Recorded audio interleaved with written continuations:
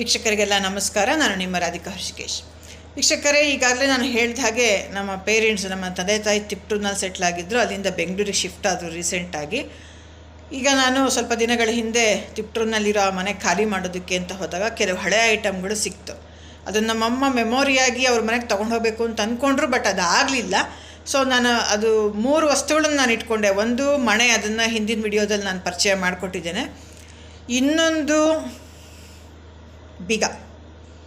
ಈ ಬೀಗ ನಮ್ಮಮ್ಮನ ಅಜ್ಜನವ್ರದ್ದು, ಅಣ್ಣಣ್ಣ ಅಂತ ತರೀಕೆರೆನಲ್ಲಿದ್ದರು. ಹಿರೇಕಾತೂರು ಫ್ಯಾಮಿಲಿ, ಶಾನ್ಭೋಗ್ರಾಗಿದ್ದರು.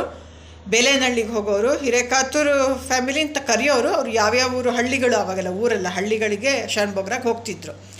ಆವಾಗ ಅವ್ರು ಡಾಕ್ಯುಮೆಂಟ್ಸ್ನ ಇಟ್ಕೊಳ್ಳೋ ಬೀರಿಗೆ ಲಾಕ್ ಹಾಕೋಕ್ಕೆ ಇದನ್ನು ಇಟ್ಕೊಂಡಿದ್ರಂತೆ.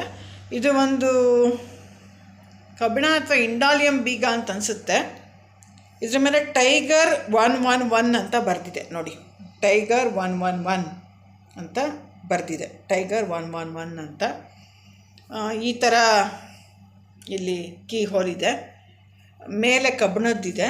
ಇದಕ್ಕೆ ಲಾಕು ಸಹಿತ ಇದೆ ನೋಡಿ.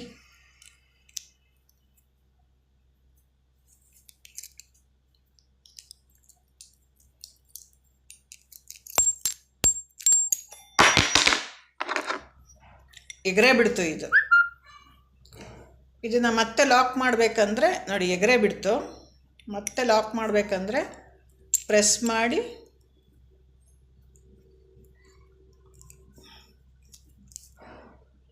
ತಿರುಗಿಸ್ಬೇಕು. ಇದು ನಮ್ಮಮ್ಮ ಅವರ ಅಜ್ಜನವರು, ಅಂದರೆ ನನ್ನ ಮುತ್ತಜ್ಜ, ಅವರ ಅಜ್ಜ ಅಂದರೆ ನನಗೆ ಮುತ್ತಜ್ಜನೇ. ಮುತ್ತಜ್ಜನವರ ನೆನಪಾಗಿ ಇಟ್ಕೊಂಡಿದ್ರು. ಇದನ್ನು ನಾನು ಇಟ್ಕೊಂಡಿದ್ದೇನೆ. ನಾನು ಸಹಿತ ನಮ್ಮ ಮುತ್ತಜ್ಜನವ್ರ ನೆನಪಾಗಿ ಇಟ್ಕೊಳ್ಳೋಕ್ಕೆ ಇಷ್ಟಪಡ್ತೇನೆ. ಈ ಒಂದು ಸ್ವೀಟ್ ಮೆಮೊರಿಗೋಸ್ಕರ ನಮ್ಮ ಅಣ್ಣಣ್ಣ ಮುತ್ತಜ್ಜನವ್ರಿಗೆ ಹಾಗೂ ತರೀಕೆರೆ ಹಿರೇಕಾತೂರು ಫ್ಯಾಮಿಲಿಯವ್ರಿಗೆ ಖಂಡಿತ ಋಣಿಯಾಗಿರ್ತೇನೆ. ಈ ವಿಡಿಯೋ ವೀಕ್ಷಿಸಿದ್ದಕ್ಕಾಗಿ ಎಲ್ಲ ವೀಕ್ಷಕರಿಗೂ ಧನ್ಯವಾದಗಳು.